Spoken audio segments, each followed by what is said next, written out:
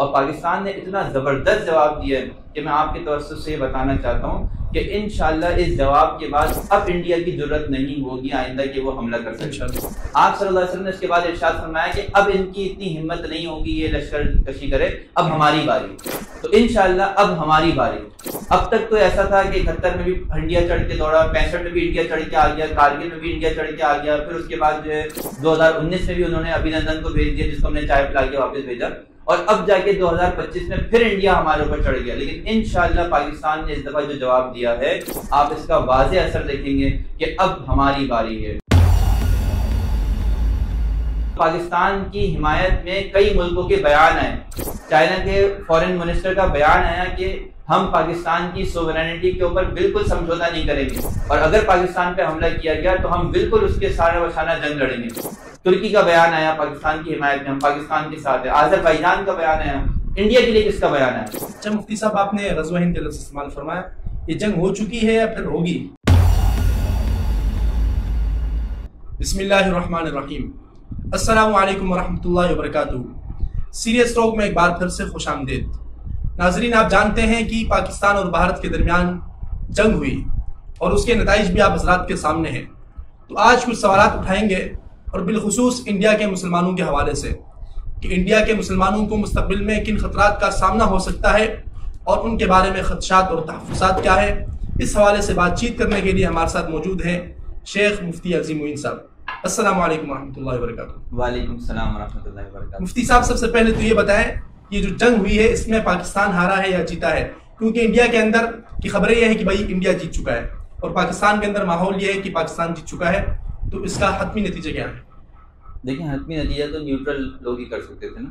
اگر ہم Indian media کا اعتبار کرتے تو انڈین میڈیا کے اعتبار سے تو پاکستان دنیا کے نقشے سے مٹ چکا ہے, اور انڈین میڈیا کا اعتبار کیا جائے تو یہاں پہ کیا کہتے ہیں, اسلام آباد کی جگہ جو ہے وہ دلی قائم ہو چکا ہے, کراچی وغیرہ سب ملیا میٹ ہو کے ختم ہو چکے ہیں, بھارتی سینا داخل ہو چکی ہے.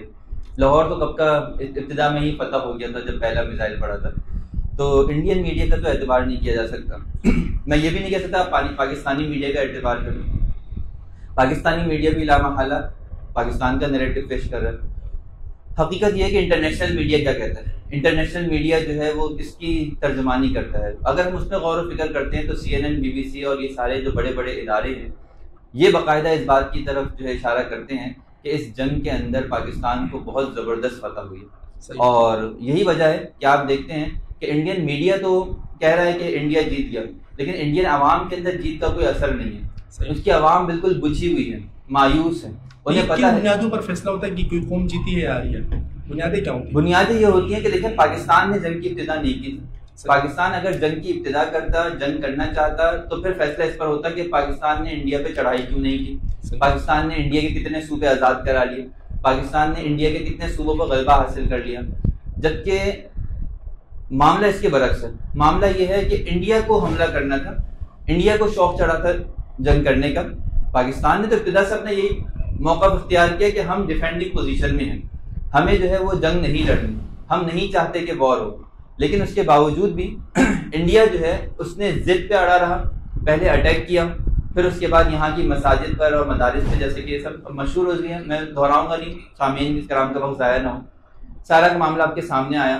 اور اس کے بعد پھر پاکستان نے جب آپریشن بنیان مرصوص کیا تو پھر انڈیا کو پتہ چلا کہ یہاں تو معاملہ ہی برعکس ہے. ہم جس معاملے کو ہلکا لے رہے تھے, یا جہاں ہم سمجھ رہے تھے کہ بس ہم تھوڑے سے اٹیک وٹیک کریں گے, پاکستان ہر دفعہ کی طرح اپنا بیچ بچاؤ کرے گا اور آخر میں جو ہے وہ عذر معذرتیں کر کے اپنی صفائیاں پیش کرے گا, اقوام متحدہ میں روئے گا, اور جا کے پاکستان کا ہر دفعہ کا جو معمول ہوتا تھا کہ پوری دنیا سے جو ہے اپنی فریاد کی امیدیں لے جائے گا. تو ان کا یہی ذہن تھا کہ پاکستان نے یہی کرنا ہے, اقوام متحدہ میں معاملہ اٹھائے گا, دوسرے عرب دنیا کے اندر جائے گا, امریکہ کے پاس جائے گا کہ میرے پر بہت ظلم ہو رہا ہے, انڈیا نے میرے پر حملہ کر دیا, میں کیا کروں, میں کچھ نہیں کر سکتا. پاکستان نے اس دفعہ اسٹریٹجی بالکل الگ رکھی. پاکستان نے ٹٹ فار ٹیٹ کا اپنا جو ہے وہ اپنا رویہ اختیار کیا. ان کے ترجمان نے خود یہ بات کہی. سب سے بڑی بات جو میں جس کی طرف اشارہ کرنا چاہوں گا, آج کا انٹرویو ہے ان کے ڈی جی انسپیکٹر سے آگے پوچھا گیا کہ آپ نے پہلگام کے حوالے سے کیا کیا اب تک, تو انہوں نے کہا پہلگام کی انویسٹیگیشن جاری ہے. آپ یہ دیکھیں کہ اگلے ملک پر الزام لگا کر وہ فیصلہ کر چکے ہیں کہ یہ ملک اس جرائم کا مرتکب ہیں اور ان کے اوپر جنگ مسلط کر چکے ہیں آپ، اور جب جنگ ختم ہو جاتی ہے سیز فائر کے اوپر تو آپ سے پوچھا جاتا ہے تو آپ کہتے ہیں انویسٹیگیشن جاری. جب انویسٹیگیشن جاری تھی تو آپ نے کیسے پاکستان پر الزام لگا کے اس کو مورد الزام لگا کے اس کو مجرم تک ٹھہرا دیا، اور پھر اس کے بعد آپ نے جو ہے یہ فیصلہ بھی کر دیا کہ یہی ملزم ہے، یہی مجرم ہے. تو یہ بہرحال یہ سب باتیں ہیں. پھر آپ پاکستان کا ماحول دیکھیں، پاکستان کے اندر ماحول فاتحانہ ہے. آج میں آ رہا ہوں، آج آتے ہوئے راستے میں مجھے ریلی نظر آئی ہے اور اس کے اندر پاکستان کے جھنڈے، دسیوں سینکڑوں گاڑیاں اور آگے پیچھے لڑکے. پورا پاکستان خوش ہے اس موقع کے اوپر، کیونکہ پاکستان نے جو جواب دیا ہے اس سے پورے عالم کے اندر پاکستان کی جو ایک نمایاں حیثیت سامنے آئی ہے. اور پاکستان نے اتنا زبردست جواب دیا ہے کہ میں آپ کے توسط سے یہ بتانا چاہتا ہوں کہ انشاءاللہ اس جواب کے بعد اب انڈیا کی ضرورت نہیں ہوگی آئندہ کہ وہ حملہ کر سکے انشاءاللہ. یہ ہمارے لیے سمجھے ایک طرح سے جب ایک موقع پر اللہ کے رسول صلی اللہ علیہ وسلم کے اوپر ایک حملہ کیا گیا غزوہ بدر کی صورت میں، پھر لشکر کشی کی گئی غزوہ احد کی صورت میں، پھر لشکر کشی کی گئی غزوہ احزاب کی صورت میں، 10,000 کا مجمع جمع ہو گیا. آپ صلی اللہ علیہ وسلم نے اس کے بعد ارشاد فرمایا کہ اب ان کی اتنی ہمت نہیں ہوگی یہ لشکر کشی کرے، اب ہماری باری. تو انشاءاللہ اب ہماری باری.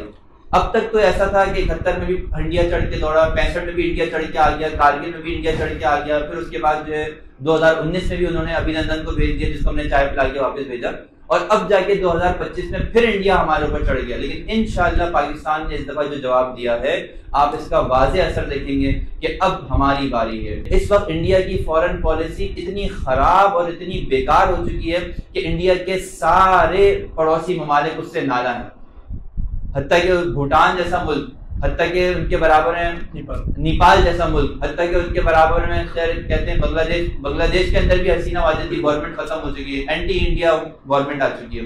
پاکستان چائنا تو ہے ہی، ایران سے اس کے تعلقات ویسے خراب رہتے ہیں کیونکہ ایران جو ہے وہ اسرائیل کا دشمن ہے اور اسرائیل جو ہے انڈیا کا الائے ہے. تو اس اعتبار سے دیکھا جائے اس کے اس ایشیا کے اندر کوئی ایک الائے موجود نہیں ہے. اور کتنی بڑی بات ہے کہ پاکستان نے جب اٹیک کیا یا پاکستان نے جب ڈیفینس کیا تو پاکستان کی حمایت میں کئی ملکوں کے بیان آئے. چائنا کے فارن منسٹر کا بیان آیا کہ ہم پاکستان کی سوورینٹی کے اوپر بالکل سمجھوتا نہیں کریں گے اور اگر پاکستان پہ حملہ کیا گیا تو ہم بالکل اس کے سارے وشانہ جنگ لڑیں گے. ترکی کا بیان آیا پاکستان کی حمایت میں، ہم پاکستان کے ساتھ ہیں. آذربائیجان کا بیان آیا. انڈیا کے لیے کس کا بیان آیا؟ تو یہ بالکل واضح شکست کی علامات ہیں. یہ صرف انڈیا کو جیسے ہی جواب ملا کرارا، اس نے انڈیا نے امریکی صدر ٹرمپ کی جو ہے وہ در کھٹکھٹایا اور اس سے کہا کہ جنگ رکواؤ، یہ تو ہمارے لینے کے دینے پڑ گئے، ہم نے تو چھوٹا سا ایڈونچر کرنا تھا، انہوں نے ہمارا ایڈونچر ہی خراب کر دیا. ہم نے تو اپنی ایک طرح سے پولیٹیکل ایشو کو گین کرنا تھا، ہندو مسلم کروانا تھا وہاں پر، اور اس کی وجہ سے اگلا الیکشن جو ہے مینٹین کرنا تھا. ہمیں یہ جنگ تھوڑی کرنی تھی کیونکہ ان کی کیپیسٹی کا اندازہ ہے. انہیں پتا ہے کہ ہمارے پائلٹ، ہمارے فائٹر جیٹ ان سے بہت زیادہ اچھے ہیں. انہیں پہلے بھی جنگوں میں اس کا اندازہ ہو چکا ہے. وہ 4.5 جنریشن کے اوپر ہیں اور ہم 5.5 جنریشن کے ہوائی جہاز اڑا رہے ہیں. تو زمین آسمان کا دونوں کی طاقتوں میں فرق ہے. اس لیے بہرحال یہ جنگ الحمدللہ پاکستان کے نام رہی ہے. کوئی مانے یا نہ مانے، دنیا اس کو لاکھ جھٹلائے، پوری دنیا اس بات کو سمجھتی ہے، اس بات کو محسوس کرتی ہے. پورے عالم کے اندر پاکستان کے لیے مبارکبادی کے میسیجز آئے. آپ یمن کے علماء کو اٹھائیں، آپ یہاں سے جو اگر سوشل میڈیا کے اندر ٹک ٹاک اور دوسرے پلیٹ فارم اٹھائیں گے تو چائنیز میمیں بنا رہے ہیں انڈیا کے اوپر. آپ دیکھیں گے اس کے اندر جو ہے وہ نیپالی میمز بنا رہے ہیں کہ ہمارے علاقے بھی کچھ ان کے پاس ہے، وہ بھی آپ لے لینا پاکستان والوں. ترکی سے آ رہے ہیں، افریقہ کے لوگ میمیں بنا رہے ہیں. حال یہ ہو گیا انڈیا کا کہ آج افریقہ کے لوگ بھی میمز بنا رہے ہیں ان کے اوپر. تو اس سے بالکل واضح اشارہ مل رہا ہے کہ دنیا نے دیکھ لیا ہے کہ کون جو ہے فاتح ہے اور کون شکست ہے. مفتی صاحب اس مرتبہ ایک غیر متوقع رد عمل نظر آتا ہے پاک فوج کی طرف سے. قیادت کا کوئی فرق ہے یا پھر جو ہے کسی کی مدد شامل تھی؟ دیکھیں حقیقت یہ ہے کہ اس سے قیادت کا بڑا اثر ہوتا ہے. اگر ہمیں عظیم سپہ سالار سلطان صلاح الدین ایوبی جیسے نہیں ملتے تو شاید بیت المقدس بھی فتح نہیں ہوتا.